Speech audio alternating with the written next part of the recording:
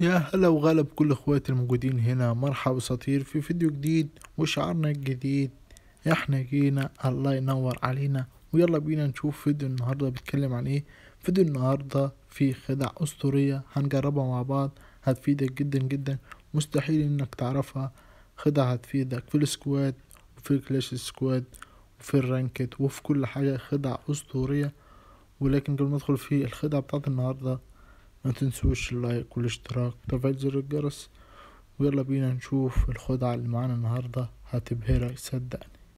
أول خدعة معانا وهي ازاي تصحي صحابك من القلب من غير ما حد يشوفك. هتيجي في المكان ده، واهم حاجة في الخدعة دي اللانش باد. هتحط اللانش باد بسرعة، اول ما تفتح هتدوس عليه عشان تتحط معاك، تركب اللانش باد وتدوس مغادرة.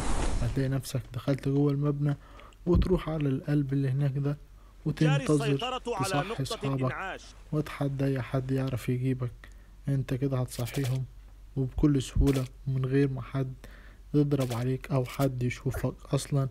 خدعة جربها هتفيدك جدا لو عاوز تصحي صحابك، لو هم اتفنشوا كلهم. الخدعة دي هتفيدك جدا جدا. ودي اول خدعة معانا النهاردة، وتقدر تطلع من المكان ده عادي جدا جدا. يلا بينا نشوف الخدعة التانية. الخدعة التانية اللي معانا النهاردة وهي في منطقة الكلوك تاور في البيت الأساسي ده. أكيد بيبقى في ناس منتظرة في الأوضة اللي على الشمال دي. انت عشان تجيبهم من غير ما تخش الأوضة هتطلع فوق السطح زي ما أنا بعمل كده بالظبط. تيجي في الحرف ده وبالراحة تحاول تنزل، تلاقي نفسك نزلت على الشباك، وأي حد واقف هنا مستنيك تقدر تجيبه بكل سهولة من غير ما ياخد باله، وتجيب السكواد كله لو في حد مستنيك هنا. يلا بينا نشوف الخدعة الأخيرة اللي معانا النهاردة، وهي خدعة اللغم.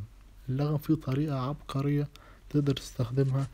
أهم حاجة في الطريقة دي تجيب عربية مثلا زي دي عالية، وتروح في أي مكان انت عاوز تحط فيه لغم من غير ما حد يشوفه.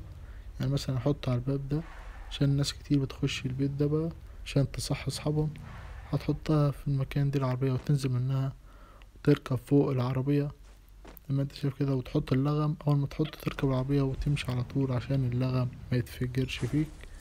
وهذه الخدعة اي حد هيخش من الباب هتجيبه بكل سهولة.